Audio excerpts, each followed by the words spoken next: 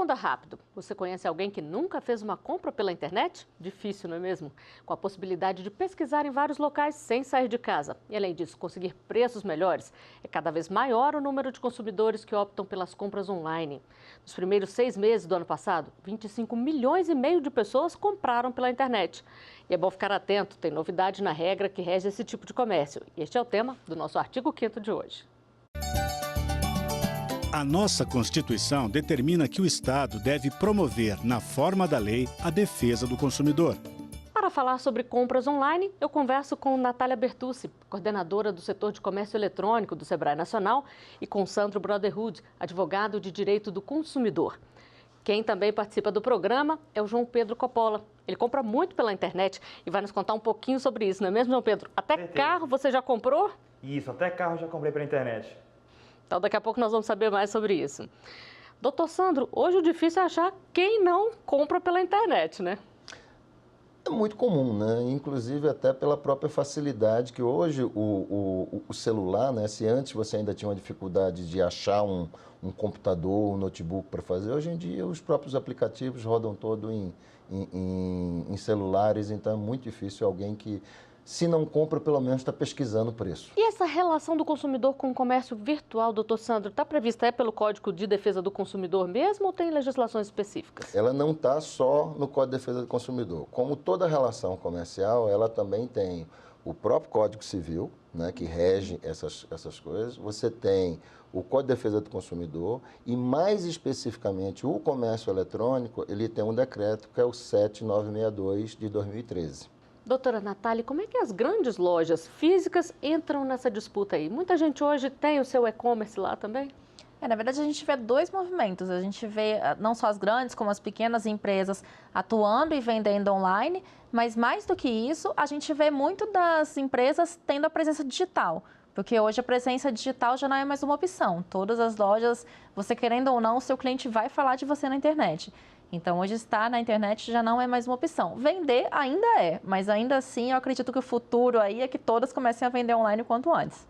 Pois é, e se a loja tem lá o site dela e a pessoa compra pelo site? De quem é a responsabilidade? É só do site? É da loja física? Eles concorrem? Cabe ao consumidor aí se atentar e ter essa atenção de qual loja que ele está realmente comprando. Ele está comprando de uma loja onde ele vai poder comprar no online e trocar no virtual ou não? Todo o relacionamento dele vai se dar por meio online. Aí ele tem que se atentar. E a pesquisa de preços pela internet está mais fácil. Uma nova lei determina que o valor de produtos e serviços seja apresentado de maneira bem clara para o consumidor não ter dúvidas ao escolher o que vai comprar. Vamos conferir na reportagem. A tentação é grande. Basta um clique para ter acesso a milhares de produtos e serviços. E cada vez mais consumidores têm se rendido aos apelos e à facilidade de comprar pela internet. A expectativa é que até 2021, 27 milhões de pessoas no mundo vão fazer sua primeira compra online. No Brasil, as lojas virtuais movimentaram 21 bilhões de reais no primeiro semestre do ano passado. Levantamento feito por uma empresa especializada em consultoria nesta área aponta que quando falamos em faturamento, o aparelho celular aparece em primeiro lugar, seguido por eletrodomésticos e eletrônicos. Já em volume de pedidos, vem o setor de moda, saúde e casa. E o consumidor deve ficar atento aos seus direitos. Uma lei que entrou em vigor no final do ano passado determina que os preços devem ser mostrados de forma clara e ostensiva junto à imagem do produto ou serviço. A descrição deve ser feita de forma legível e em tamanho de fonte que facilite a leitura. Além disso, vale lembrar que a pessoa tem até 7 dias para desistir de compras feitas pela internet. Doutor Sandro, vamos só deixar bem claro aqui. Isso vale por compras também feitas por telefone e esse prazo começa a contar a partir do momento do recebimento do produto, não é mesmo? Exatamente. A lei, ainda que a gente esteja falando especificamente da internet, ela é mais abrangente. A compra, as vendas feitas a domicílio, qualquer compra, qualquer negociação que seja concluído fora do estabelecimento comercial, aonde o consumidor não tem acesso ao produto propriamente dito, é lhe dado o direito de desistência de até 7 dias. Agora, doutora Natália, vamos falar um pouquinho dessa nova regra aí dos preços, da informação está bem clara. Sim. Isso já acontecia ou era uma dificuldade que o consumidor tinha? Isso já deveria acontecer, né? Que a partir do momento que uma loja se propõe a anunciar e vender online, não só o preço, como a descrição do produto e tudo mais, deveria estar de forma clara para o consumidor. Mas eu acho que isso agora é uma segurança que o consumidor tem, que realmente, para entrar nesse mercado, a loja tem que ter todas as informações bem claras e disponíveis à mão do cliente. E se esse consumidor não encontra ali o prazo, a letrinha que está determinada ali na nova lei, o que ele pode fazer? Amigavelmente, um primeiro momento seria entrar em contato com a loja e cobrar que essa disponibilização de informações fosse feita. Não amigavelmente, aí realmente pode tirar print, pode pegar essas informações e pode, inclusive, acionar a loja judicialmente, porque ela não está cumprindo a lei. Doutor Sandro, e esse preço? Ele tem que estar especificado à vista, prazo, vale qualquer um dos dois? Como é que isso funciona? Você tem que dizer qual é a taxa de juros, né? E se existe, se é à vista, se é a prazo, qual é a taxa de juros, quantas parcelas são feitas. Isso independe, isso mesmo no comércio físico, no comércio tradicional, vamos chamar assim, já é uma obrigação há muito tempo. Tem que ficar claro ali também quanto que a pessoa vai pagar, porque muitas vezes, dependendo do produto, esse frete pode ser bem caro, né? Pode. O que acontece é que o canal de venda ele tem que ser bastante dinâmico, tem que ser bastante informativo, de tal forma que o consumidor não seja lesado num direito básico dele, que é a informação. Então, o que não pode acontecer é ele comprar um produto e depois ele vir a descobrir que aquele frete era muito mais caro do que o próprio produto. Então, o que acontece é... a partir do momento em que você tem a possibilidade de ter a informação, as coisas ficam bem mais fáceis. Tem vários estudos que mostram que a maior taxa de abandono de carrinho, ele acontece exatamente no momento em que o cliente ele calcula o frete. Ou seja, se você coloca essa informação do valor do frete ali junto com a descrição do produto, onde o cliente pode cadastrar, isso também é benéfico para as empresas, porque elas conseguem minimizar a taxa de abandono de carrinho lá na frente. É bom para todo mundo, né? Sim, exatamente. Então vamos chamar o João Pedro aqui mais uma vez. João Pedro, você acha que as informações são claras o suficiente? Você já teve problemas por isso? Bom, as informações que tem na internet, em alguns sites, elas não são muito precisas, né? A questão do frete mesmo que o doutor estava falando, em alguns sites eles são escondidos. Eles têm uma aba que você abre e você vê o frete. A questão das informações melhorou muito de uns tempos para cá, né? Mas ainda tem muitas deficiências que ainda precisam ser sanadas em relação a essas informações. Agora a gente sabe que um problema também é em relação às promoções. Muitas vezes a gente recebe ali ou nas redes sociais ou por e-mail, avisando de uma promoção, clica e não consegue. Você já passou por isso? Nunca tive esse tipo de experiência, mas já tive ciência de que isso acontece, né? Algumas empresas nas suas redes sociais colocam essas promoções e elas passam do período de promoção e eles não tiram. Aí gera aquele incômodo, né? De, nossa, eu vim por causa da promoção. Perde um cliente por causa disso. Doutor Sandro, nesse caso aí, o que fazer? Quem se sente lesado por um anúncio, vamos dizer, falso ou tardio de uma promoção? Esse anúncio ele tem por obrigação dizer a quantidade, ou seja, o estoque que ele tem disponível, ou um ou outro até o prazo. Então, se por um acaso a pessoa entra e aquela quantidade já acabou, paciência. Realmente o cara conseguiu vender tudo.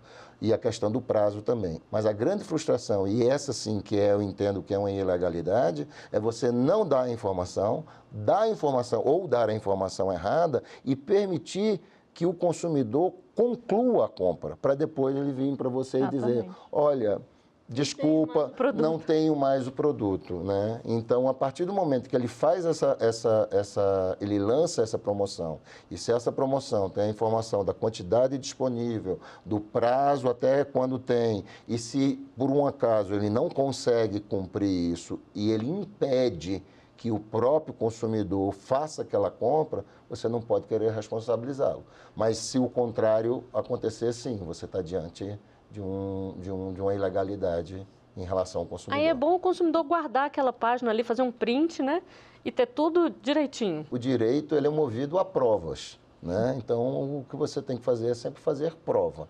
No caso do comércio eletrônico, realmente um print, uma imagem, um arquivo, é isso que você precisa fazer. Doutora Natália, uma coisa comum hoje em dia é a gente entrar num site, ver o produto lá, uma foto maior com um preço e ao lado vários outros preços, porque a loja, mesmo sem deixar muito claro para o consumidor, também vende produtos entregues por outras empresas.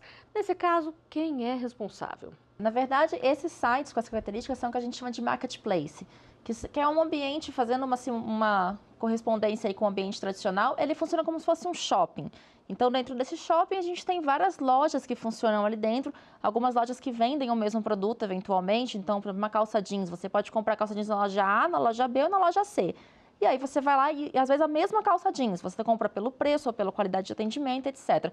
A mesma coisa funciona dentro de um marketplace. Então, a gente tem alguns marketplaces que têm alguns nomes de grandes lojas, e que quando a gente entra e começa a analisar o produto, como você mesmo disse, esse mesmo produto são vendidos e entregues por outras lojas que não tão conhecidas como essa grande. A responsabilidade, essa pequena tem a responsabilidade de entregar. Na maioria dos casos, esses marketplaces têm um contrato no qual eles isentam, mas a gente até batendo um papo aqui um pouquinho antes, ele diz pra gente que, olha, como dentro da cadeia de entrega, dentro da cadeia de venda do produto, o marketplace também está participando, então ele seria um coautor, digamos assim. Ele é um corresponsável. É um corresponsável desse processo de venda. O Código de Defesa do Consumidor, ele bota muito claro que todo aquele que participa da transação, em qualquer medida que seja, ele é também responsável. Então, a ideia do marketplace, né? O que é que acontece? A pessoa, quando procura, ela não vai procurar um marketplace. Na verdade, ela nem conhece o conceito de marketplace. E muitas vezes isso não fica claro para a gente. Não fica claro, né? porque na verdade ela vai procurar... Na verdade, ela vai procurar, a gente não vai citar nome, mas ela vai procurar uma loja muito conhecida. Né? E essa loja muito conhecida, quando ela vai, ela percebe que, na verdade, ela não está dentro de uma loja, ela está dentro de um marketplace, de um shopping center. E aí, então, você tem no direito a figura da teoria da aparência, né? Que, no caso, favorece ao consumidor. Ora, eu não entrei no marketplace. E, na verdade, eu acessei o site da loja tal e fiz o pedido. E foi porque eu confio nessa loja, porque essa loja já existe há muitos anos, porque essa loja é física, né? Então, nesse tipo de coisa, tudo bem, pode até haver um contrato, mas o próprio Código de Defesa do Consumidor é específico nisso. Qualquer cláusula que diminua ou retire direito do consumidor é considerada não escrita. Bom, nós vamos a um rápido intervalo e já voltamos com mais artigo 5º para você.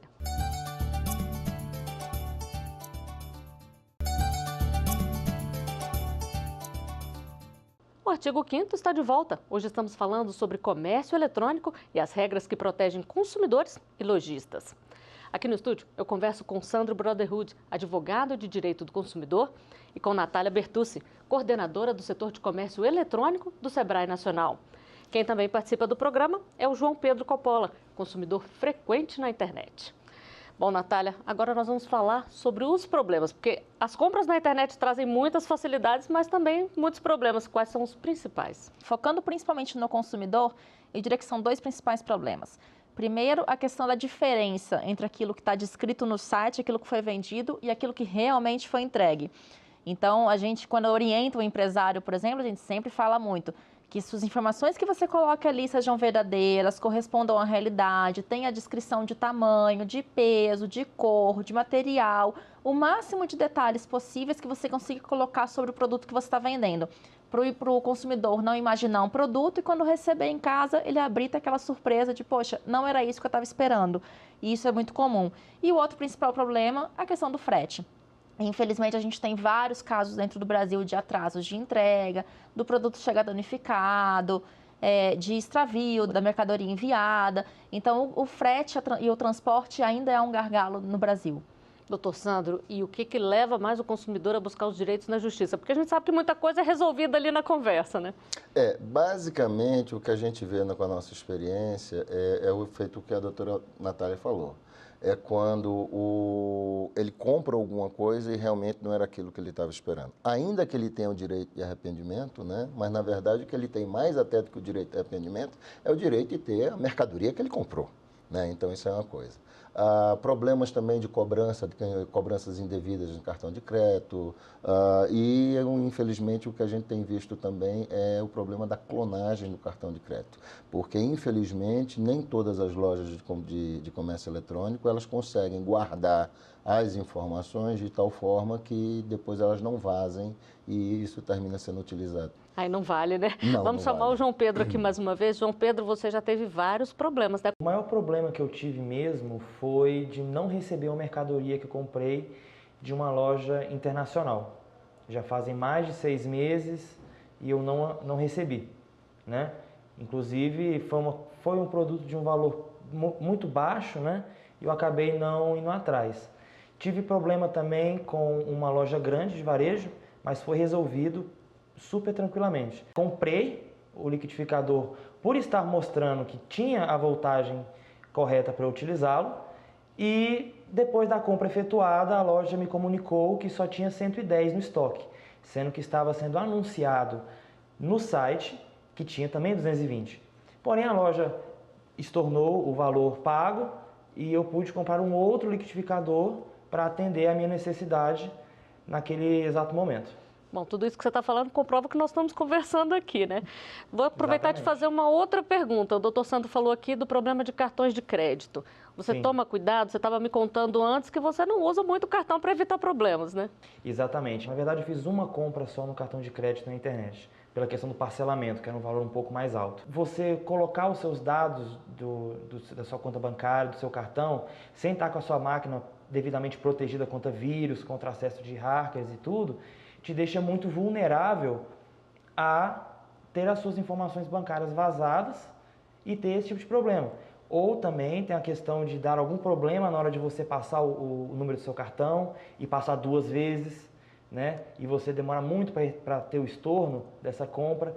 Então, o tipo de pagamento que eu faço geralmente em compras online é em boleto. Porque você imprime o boleto, vai no caixa do banco ou no caixa automático, paga e fica tudo certo. Não tem nenhum perigo de você ter a sua privacidade bancária, digamos assim, invadida. Bom, daqui a pouco a gente volta a conversar. Doutor Sandro, muita gente opta pelo cartão, ao contrário do João Pedro, justamente para dividir.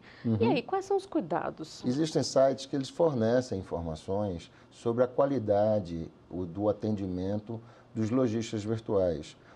Existem sites que colocam também as reclamações. Então, se você fizer uma pequena pesquisa antes, se você antes de fazer a compra, você investir 5, 10 minutos para conhecer a reputação de quem você está comprando, provavelmente você não vai ter problema. Agora ele falou uma outra coisa interessante, os sites internacionais. Nesse caso, a legislação brasileira vale lá ou não? O site internacional, existe algumas outras coisas que, por exemplo, esses produtos, ele tem por obrigação o pagamento de todos os tributos nacionais, mais o imposto de importação. Então, o que às vezes acontece não é nem culpa do lojista que está lá fora, que manda, mas às vezes você tem problema de produtos barrado pela própria Receita Federal, em onde o consumidor ele vai receber depois uma notificação da Receita Federal para ele poder fazer o pagamento dos impostos. Né? Então tem isso. Tem também o problema de lá fora, tem também o problema que existem determinados produtos que não são admitidos à entrada no país, medicamentos e outras coisas mais, né? Que aí também então, fica parecendo que o problema é do lojista. Não, não é do lojista. Porque a partir do momento que você tem uma relação internacional, essas normas também elas passam por barreiras fitossanitárias, questões tributárias, que não são apenas de consumidor e vendedor. De um modo geral, você, como consumidor, se você realmente tem um problema, você pode sim acionar esse site internacional. A gente sabe que vai ser um processo bastante complicado. Bem mais longo, né? Bem mais longo, mas pode sim. Bom, João quer complementar aqui, João? Alguns sites internacionais, eles não passam para você exatamente aonde está a sua encomenda, aonde está a sua compra. Ela simplesmente fala que saiu de país tal e não dá mais nenhum sinal, que foi o que aconteceu comigo. Ela simplesmente foi mostrada que saiu do caso da China e não teve mais nenhum registro de movimentação dessa encomenda, nem no próprio site, nem no correio, em lugar nenhum. Falta o direito básico que está garantido no Código de Defesa do Consumidor, que é o direito à informação, que a partir do momento que você sabe onde está, você pode tomar até uma atitude. Né? Exatamente. Natália, voltando a falar agora do Brasil, Sim. Existe aqui algum prazo máximo para a resolução dos problemas, quando ou não recebe, ou quando tem alguma questão e precisa trocar, devolver? Aí segue o mesmo prazo do Código do Consumidor tradicional, que são 30 dias para resolver o problema que foi identificado. E nesse caso, por exemplo, eu comprei um produto, ele chegou com defeito, ou preciso trocar, ou não gostei, quero devolver. Quem é responsável pelo pagamento do frete?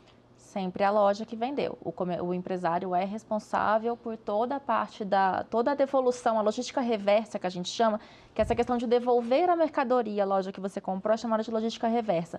Todo o custo de logística reversa fica a cargo da empresa. Agora, doutor Sandro, no caso de troca, se eu que não gostei, aí é diferente, né? O direito do arrependimento, ele vem a imaginar o seguinte, que o consumidor não teve o contato direto com aquela mercadoria.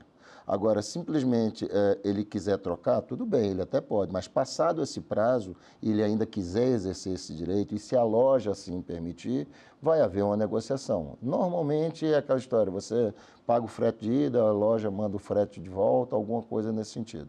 Com bom senso, todo mundo se entende. Com bom senso. Agora, dentro dos 7 dias, esse não. Esse aí realmente é um direito, é fatal. Realmente, é como a doutora falou, a logística reversa é obrigação da loja. E você costuma comprar pela internet? A nossa equipe foi às ruas para conferir as opiniões. Pode mostrar aqui. Dependendo do produto sai mais barato, né? E a comodidade de estar em casa, poder comprar pelo sofá, não vir no shopping, nessa correria que a gente tem hoje em dia, né? Mais fácil. Qualquer coisa, até de roupa, até eletrônicos. Depende do site, eu vejo muito segurança, pesquiso bastante, mas é muito melhor que loja física. Já comprei, vem uma peça estragada, mas nunca não quis comprar mais por causa disso. Bom, doutor Sandro, o consumidor tem que correr atrás do direito, né? Ver uma peça estragada, ela devia ter insistido ali para receber de volta e ficar tudo certo. O direito não acode a quem dorme. Se você tem o direito de fazer a devolução, esse direito, ele inclusive, você não tem que declinar nenhum motivo. Você não precisa dizer não gostei, não coube, nada. Simplesmente quero devolver. Se veio estragado, ela poderia simplesmente ter devolvido. Então, fica difícil também, né? Porque se a pessoa não exerce o próprio direito... Doutora Natália, como é que deve ser o suporte das lojas? Tem que ter um telefone à disposição, um e-mail? Como é que tem que ser essa comunicação aí entre o consumidor e o comércio eletrônico? A loja é obrigada por lei a deixar pelo menos um canal de atendimento disponível ao seu cliente. Isso pode ser por e-mail, pode ser por telefone. Então, geralmente a gente ouve muito, poxa, eu queria um telefone para conversar com a loja. Ela não é obrigada por lei. Isso é uma boa prática, a gente sempre se sente mais seguro, às vezes até... A gente fala assim, a compra pela internet, o processo de compra pela internet é todo muito frio. Então, muitas vezes o consumidor sente essa carência, exatamente, ali, né? De falar com alguém, de sentir que não está conversando só com a máquina, mas com o ser humano. É uma boa prática, mas não é obrigação. Ele tem que oferecer algum canal, seja um e-mail, seja um telefone. Até aquela FAQ, quando você entra no site, ela já é, inclusive, também considerada como atendimento para o cliente. Então, assim, é ter a forma de contato que o cliente consiga chegar até a loja e fazer a reclamação dele, ou até a sugestão, o elogio, enfim, conseguir contactar aquela loja com a qual ele está comprando. Agora, o lojista também tem como se proteger, né? Se ele desconfiar que aquela compra ali foi um golpe, que o consumidor não está pagando, o que ele pode fazer? Se o empresário, em algum momento, perceber que aquilo foi uma fraude, vamos supor, realizou a compra, se identificou que chegou a fatura, você falou, olha, eu não fiz essa compra. Chega lá, estornou a compra e esse produto não havia sido entregue na tua casa, o empresário pode cancelar a entrega e falar, como foi suspenso o pagamento pela operadora de crédito, não estou suspendendo a entrega do produto. Isso é possível. Bom, nós estamos chegando ao final do programa aqui. Eu queria só chamar o João Pedro mais uma vez. João Pedro, muito obrigada por ter vindo. Antes de encerrar, você mesmo com problemas, continua confiando e comprando na internet? Com certeza. Primeiro pela facilidade, né? Você compra pela internet, você não sai da sua casa, você tem uma facilidade muito grande em comprar, né, e fazer pesquisa de preço, pesquisa de produto, pesquisa de marcas. E eu recomendo, sim, lógico, com muita cautela, muita segurança para não cair em nenhum golpe, né, ver se tem recomendações, se algum conhecido já comprou ou não, se tem recomendações no próprio site ou em sites de pesquisa, né, ficar muito atento também a essa questão do valor de frete, né, que pode pesar dependendo do produto ou da quantidade de produtos que você está comprando, e ter muita atenção. Bom você às vezes conhecer, dependendo de um produto, as marcas que produzem, né, esse tipo de produto, que você vai ter um parâmetro de comparação para saber se você está fazendo uma boa escolha ou não. Então eu recomendo sim que todos façam compra na internet, porém com muito cuidado e muita cautela para não cair num golpe e acabar pagando caro o barato, né? Muito obrigada. Eu que É agradeço. isso, né, doutor Sandro? Ele já fez o dever de casa direitinho, tem que ter o fez. máximo de cuidado, Já né? fez, sim, já. Bom, com essas considerações, nosso programa de hoje chega ao final.